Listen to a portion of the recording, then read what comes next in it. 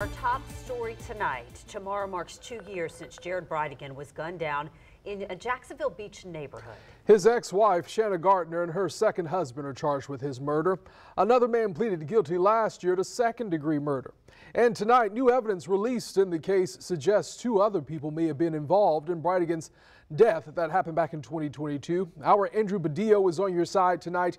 He's been looking over those new documents. And Andrew, do we know anything about these 2 other people? Anthony, Heather, their names are redacted in these documents, but investigators believe one of them was a former reserve police officer. We're also learning Gardner was frustrated with the custody arrangement with Bridegan, and a family member of his said Gardner mentioned hiring a hitman to take him out 5 years before he was killed.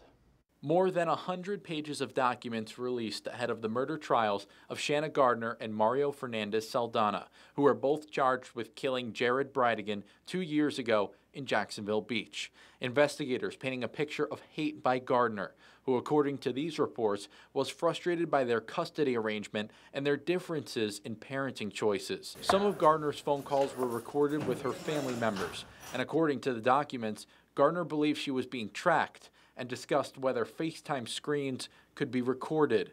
Detectives say plans to kill Bridegan likely began in February 2015 when he and Gardner filed for divorce. Mario Fernandez Saldana, who married Gardner in 2018, was quoted as saying Bridegan and Gardner's 2 kids were better off with Bridegan out of the picture. The documents also include conversation with Gardner's friends. One of them advised in a sworn statement that Gardner had told her Fernandez Saldana made statements that he could get 4 guys, break into Bridegan's residence in the middle of the night, and take care of him, and nobody would ever know. Police say Henry Tenon was hired to kill Bridegan. He pled guilty last year to second-degree murder and admitted he was the one who pulled the trigger. Investigators say they used the announcement of a news conference to discuss a break in the case to provoke Gardner and Fernandez Saldana into talking about what it may be about. It was the announcement of Tenon's arrest. 2 months later, Fernandez Saldana was indicted. 5 months after his indictment, Gardner was arrested.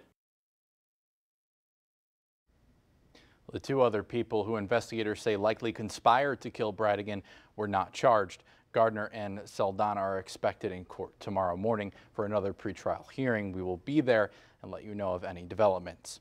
In studio, Andrew Badillo, First Coast News on your side.